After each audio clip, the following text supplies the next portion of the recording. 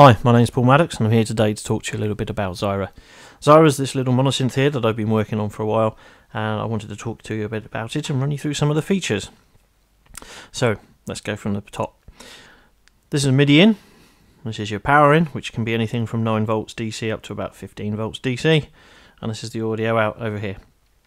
We've got 4 knobs for adjusting parameters, 4 switches for doing various things, and some displays and some LEDs that flash away. So when you're not doing anything with Zira, and you're just sort of sitting there watching it and admiring the blinky lights, this is what you'll see. This LED here is for the LFO, it flashes in time with the LFO rate. This one here is for the MIDI, we're not sending it any MIDI at the moment, so it's not lit up. And these displays, I got bored one evening and got frustrated with a bug, so I made a little sort of screensaver, so when you're not doing anything, the LEDs just do this. So as with Gorf and with Tron, we've got the 4 buttons here. We've got the blue button, same with Gorf and Tron, is the load button. The red button is the save button, and the grey buttons are sort of exit to the safe mode. Now the yellow button on the Gorf and Tron, it takes you into the modes, and it does the same thing on here. So we'll take you through the various modes. So we press this button once, and we go into the oscillator 1 mode. So these pots now do various things. So this is now a global tune. It's in semitones, so it goes down 2 octaves and up 2 octaves. This is sync, on and off. This is hard sync for oscillator 2. This is the waveform, and there are, I think from memory, 48 in there. Yep, 0 to 47. And this is the sub-oscillator volume, which goes from 0 to really quite offensively loud, in my personal opinion, but people like it. So, the next page is oscillator 2. There we go. This is the D tune, so this is in semitones, and this is how far off from the semitone it is. This is the fine tune, and it goes from 0 up to 127. And it is quite subtle right down here, and the sort of things going up to probably verging on a semitone at the top end, so it gives you a lot of options there for sort of flexibility. Again, you've got the waveform, 0 to 47. Only this time you've got, here you've got a mode, so you can have both oscillators off if you just want to play with a resonant filter.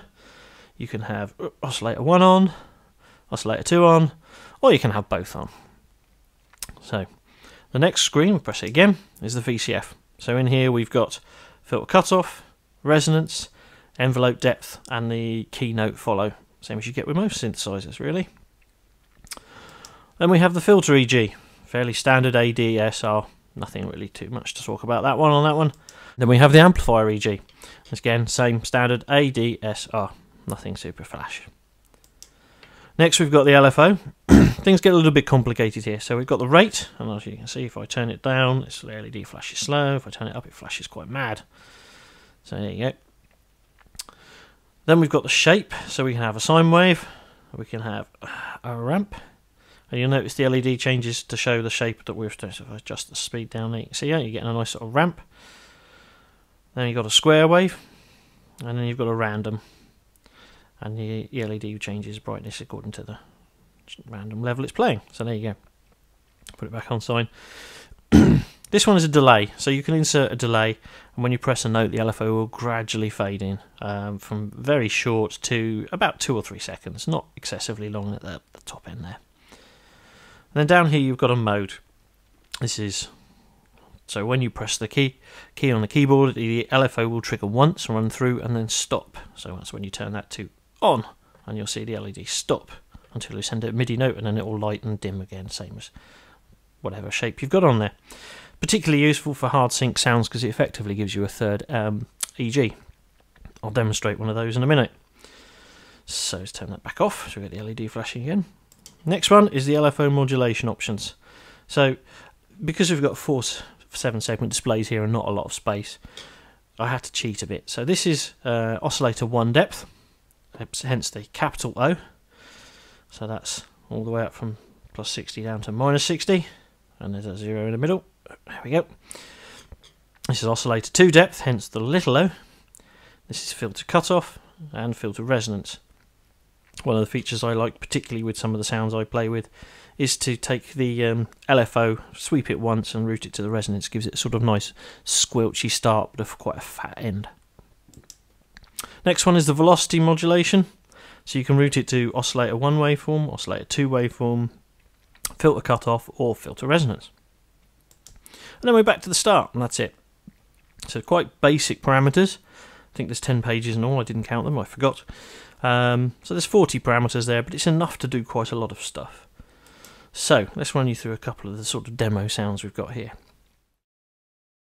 Off to the screen down here, which you can't see, there, I have, hang on, there you go, I have a Gorf, which I'm using to generate the MIDI to send in here. So, if we press play, you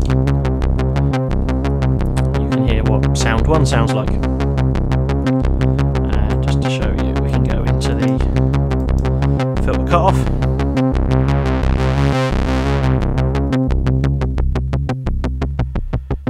We can say with the resonance. I won't get too mad with that because that's hurting my ears in these headphones. There you go. So lots of options there.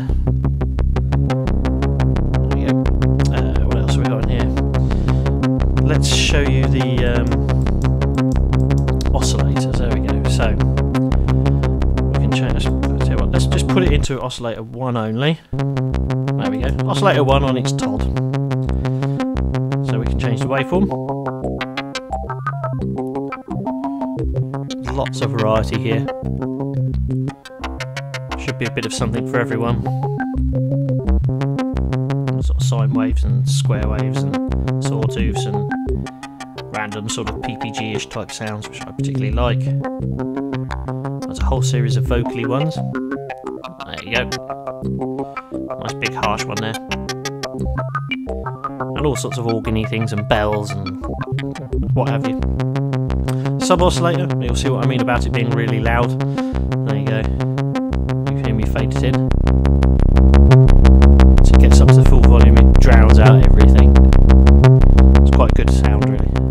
There you go. So if we keep it like that and we go to oscillator 2 and we'll turn on both oscillators. And that's without any detune. Turn it up just a little bit. You get a sort of nice gentle phasing, and you can go all the way up to quite unpleasantly untuneful, but I'm sure somebody somewhere will write a tune using that sort of sound. I like it around here. There you go. Now this one we can do the detunes, I'll show. I mean, down a sixth, there we go, down an octave, down 2 octaves.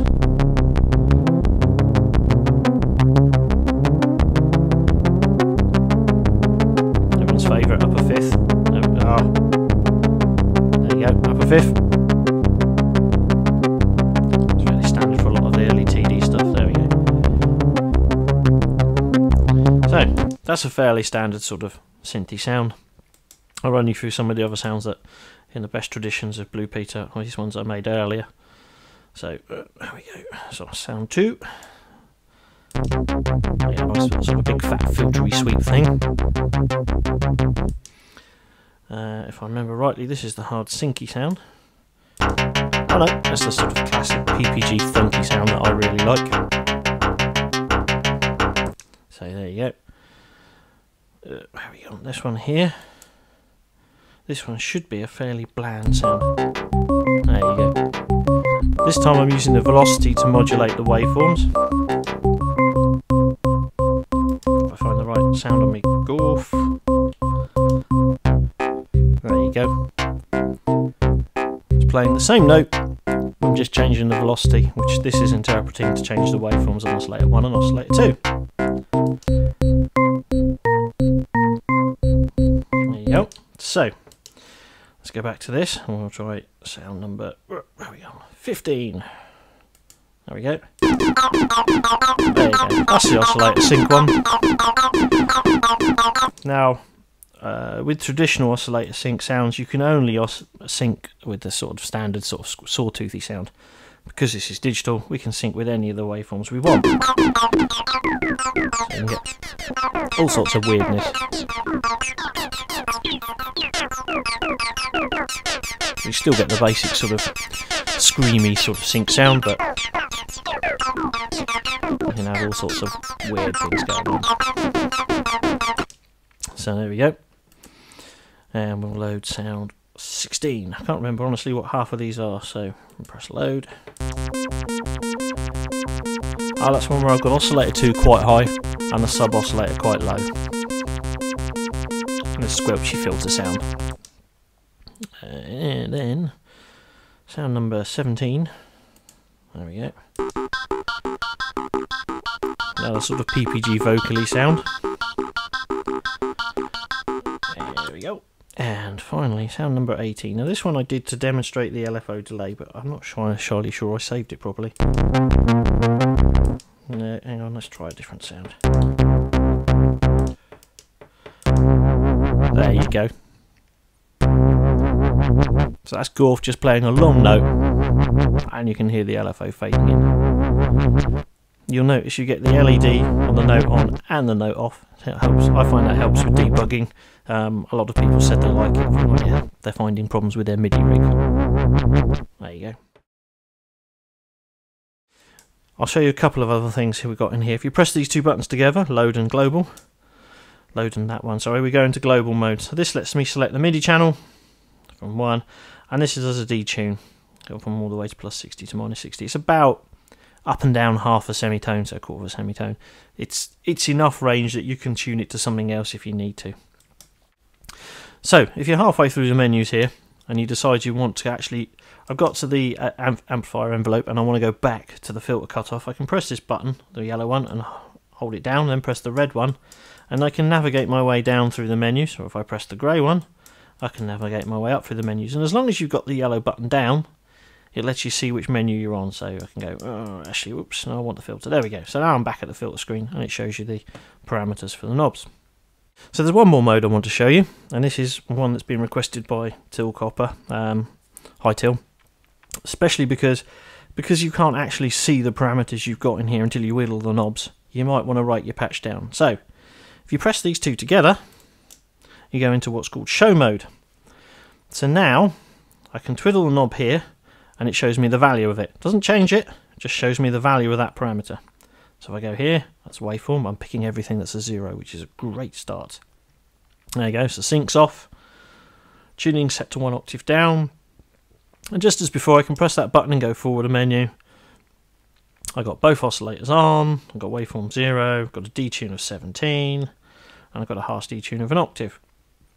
And again, same with the filter cutoff, and so on all the way through the menu, so you can change it and see what sort of sounds you've got. And you can write them down if you want and start sharing them with people, why not? So that's pretty much Zira in a nutshell. One thing I did forget to say, the filter chip over here is taken from a Korg synth. It's not one I raided. A while back, I'm just trying to think now, probably about 10 years ago, I had an ambition to build a polysynth. So I got in touch with Korg because I kind of like the filter chip in the DW8000 that I had. And they sold me a bunch of these. And I bought a stack of them. I never turned them into a synthesizer. So these are what I'm using for turning into Ziras and selling to you guys. I'm still intending on doing another version of this with a discrete filter.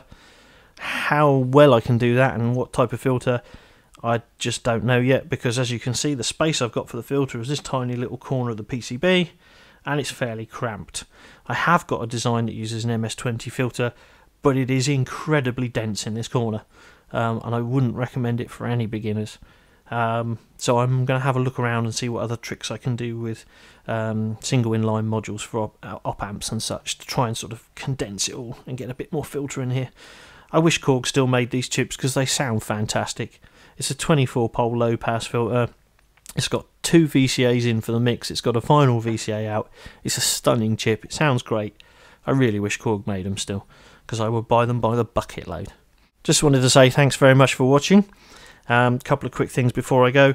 The Zira will be available as a fully assembled unit, as you see it here, with a little case, all the PCB soldered together and all the parts on, ready to rock and roll as soon as you get your power supply in there and you send it some MIDI data. I'm hoping these will be available the end of April, maybe the first week or so of May. I've had a few problems with cases and PCBs and a few of the odd chip supplies that have taken a while to get through. I've pretty much got everything now, so hopefully in the next 2 or 3 weeks everything should go on sale. So once again, thanks very much for watching. I look forward to hearing from you. Cheers.